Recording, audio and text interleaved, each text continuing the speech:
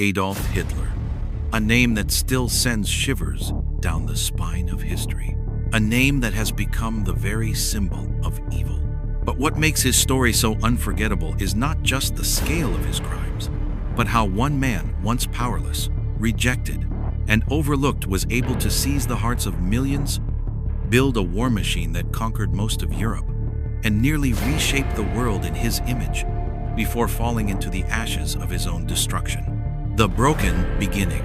Hitler was born in 1889 in a small Austrian town called Braunau am Inn. His childhood was ordinary, but not without shadows. His father was strict, often harsh, while his mother was gentle and protective. Young Adolf dreamed not of power or politics, but of painting. He wanted to be an artist. Twice he applied to the Academy of Fine Arts in Vienna, and twice he was rejected. The dream that could have changed his path was denied, and with each rejection, bitterness grew inside him. In Vienna, Hitler lived in poverty, selling sketches to scrape by. It was here that he was first exposed to ideas of extreme nationalism, anti-Semitism, and conspiracy theories that claimed Jews and foreigners were destroying the nation. These ideas sank deep into him. They became the foundation of the hatred that would later define his rule. The soldier who found a cause. When World War I erupted in 1914, Hitler volunteered for the German army. For the first time, he felt he belonged.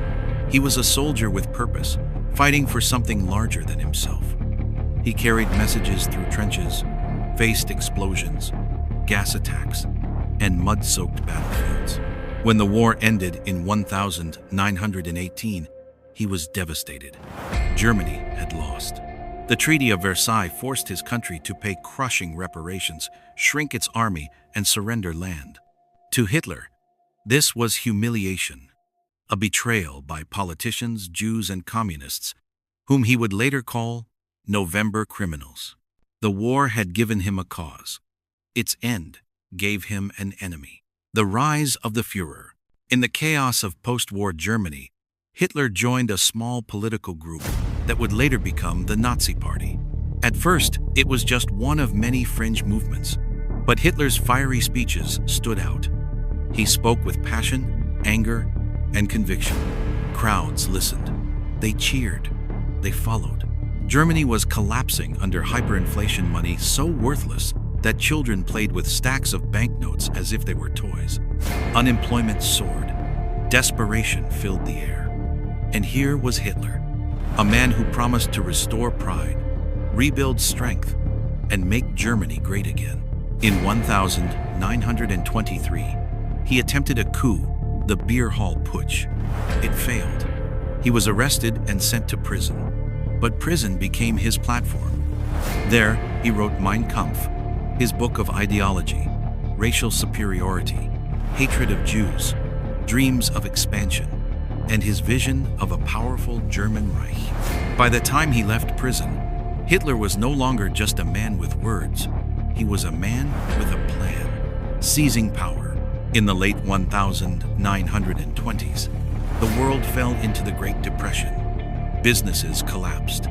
Millions lost their jobs, and Hitler's voice grew louder. The Nazi Party promised jobs, security, and unity. They promised to tear up the hated Treaty of Versailles. They promised to make Germany strong again. In 1933, Hitler was appointed Chancellor. Many thought he could be controlled. Many believed he was just another politician. But within months, he dismantled democracy itself. The Reichstag fire gave him the excuse to silence opposition. Laws were passed, giving him absolute power. Political rivals were imprisoned. Trade unions were destroyed. Newspapers censored. Germany was now a dictatorship. And Hitler was no longer just a politician. He was the Führer, building the Nazi state. The transformation was rapid. Swastikas flew on every building. Children joined the Hitler Youth, pledging loyalty to him. Propaganda films portrayed him as a savior, almost godlike. The nation began to beat with one heart, one voice, one leader. But behind the parades and the songs, fear ruled. Jews were pushed out of jobs, forced to wear yellow stars, their businesses vandalized, their books and voices erased. Neighbors turned against neighbors. Concentration camps opened first for political opponents, then for anyone the regime deemed undesirable. Germany was being prepared for something far darker: the road to war. Hitler's ambitions reached beyond Germany's borders. He spoke of living space, land for Germans to expand and grow. First, he took back the Rhineland. Then, Austria was annexed. Czechoslovakia followed. The world watched, hesitated, and hoped he would stop. But he did not stop. In 1939, German tanks rolled into Poland. Britain and France declared war. The Second World War had begun. Hitler's armies unleashed blitzkrieg lightning war. Country after country fell in rapid succession. Norway, Denmark, Belgium, the Netherlands, France, all conquered. German soldiers marched triumphantly through Paris. Europe seemed powerless before him. For a moment, Hitler looked unstoppable. The turning point. In 1941, driven by arrogance, Hitler made his greatest mistake. He invaded the Soviet Union, believing it would be a quick victory. At first, his armies advanced. But then came the Russian winter, bitter and merciless. Soldiers froze, supplies dwindled, battles dragged on. The Eastern Front became a nightmare. That same year, he declared war on the United States after Japan attacked Pearl Harbor. Now, he faced the two greatest powers in the world, the Soviet Union in the East and the United States in the West. The tide began to turn. The Holocaust. While the war raged, Hitler's obsession with racial purity reached its most horrific form. What began as discrimination became extermination. Jews were rounded up, packed into trains, and shipped to ghettos and camps. In Auschwitz, Treblinka, and Sobibor, gas chambers killed thousands daily. Families were torn apart, children murdered, entire communities erased. 6 million Jews, along with millions of others, the Roma, the disabled, political prisoners, were slaughtered. The Holocaust remains one of the darkest stains on human history, a crime so vast that words often fail to capture its horror. The fall of the Reich. By 1944, the Allies struck back with fury. On D-Day, thousands of soldiers landed on the beaches of Normandy, opening a Western front. Meanwhile, the Soviets crushed the German army in the east. Bombs rained down on German cities. The Reich was collapsing. Yet Hitler refused to surrender. He demanded loyalty even as defeat became inevitable. He clung to his delusions of victory, issuing impossible orders to armies that no longer existed. In April 1945, Soviet troops surrounded Berlin.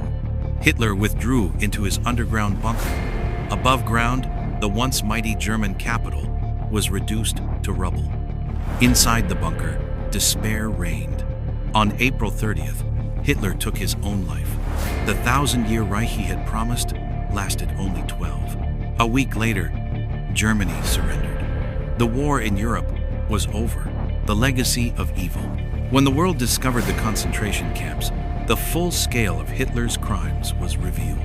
Skeletal survivors, mass graves, piles of belongings from the murdered. It was almost too much to comprehend. Humanity stood face to face with the consequences of unchecked hate and blind obedience. Adolf Hitler is remembered not because he was great, but because his evil was so vast, so destructive, that it scarred the world forever.